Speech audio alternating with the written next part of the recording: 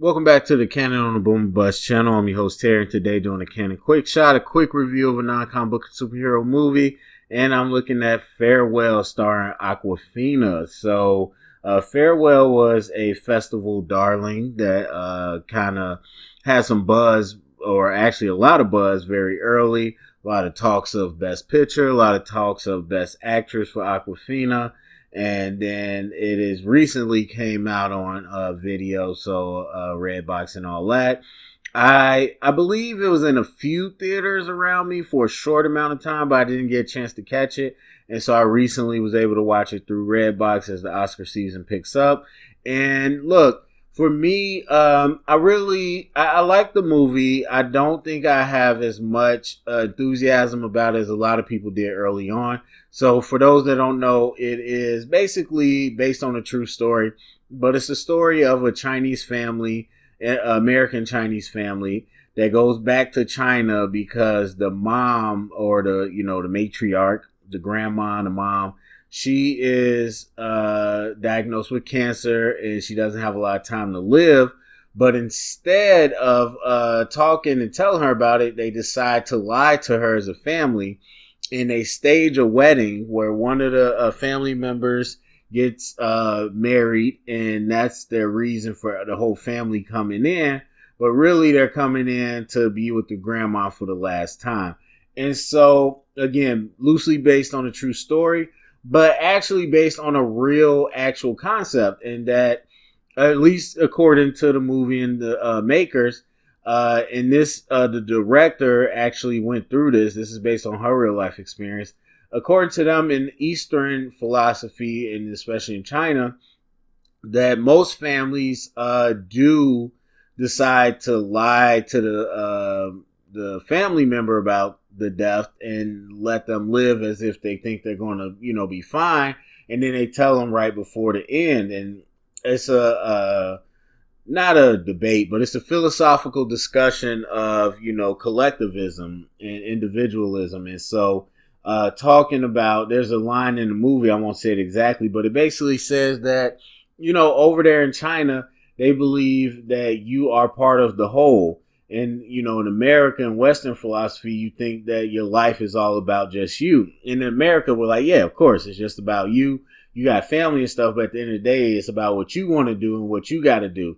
But that's not how they feel. And there's certain cultures that feel that way, but in China, it's very predominant that it's more about what's best for the whole than it is what's best for you. And so the family says that we carry that emotional burden for her, even though it's hard, even though we want to cry, even though we want to talk to her about it. We carry it for her, so she lives her life, like everything's fine. And then when it's time for them to go, then we tell them. And that's basically what the movie is about. Awkwafina, who's the main character, who's very close with her grandma, and she's just going through this whole wedding, like trying to be okay and reconcile with what's going on. So it's a good movie. Like I said, I think the story's interesting. Definitely comes from a real place. I think the interactions are very natural. There's some funny moments, but it's kind of weird. This isn't a very big known director. Not to say that it's her fault, but for me, the tone gets mixed a little bit. Whereas I don't know if I'm supposed to be laughing at that or if that's supposed to be sad. And so I think the way the characters and the family set up is very intentional that this is sad. Nothing's really funny about what's going on. And so I take the cue that, hey, this isn't funny.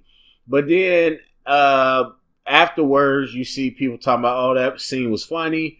It's labeled as a comedy. And it's like, yeah, we wanted to do this to make it funny. And it's just like, okay, so the intention was to be funny, but for me, the way the movie executed, it didn't seem like I'm supposed to be laughing. There's definitely certain things I laughed at that are obvious, but there's a lot of times where I'm just uncomfortable. And I don't know if that was the intention. It doesn't seem like that was the intention of the movie. So, but when it has to be emotional, and obviously emotional, it is good. And so it's an interesting concept to think about. A lot of times, especially in America, we only think about America. And so it's interesting to think about other cultures and to see the family deal with it in different ways, to see the different dynamics.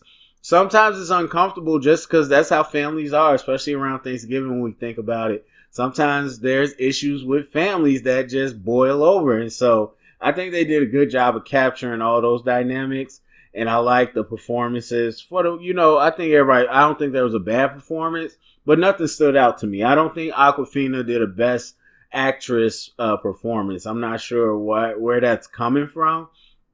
I could talk about Oscars and how they pick stuff, but I don't really see that at all.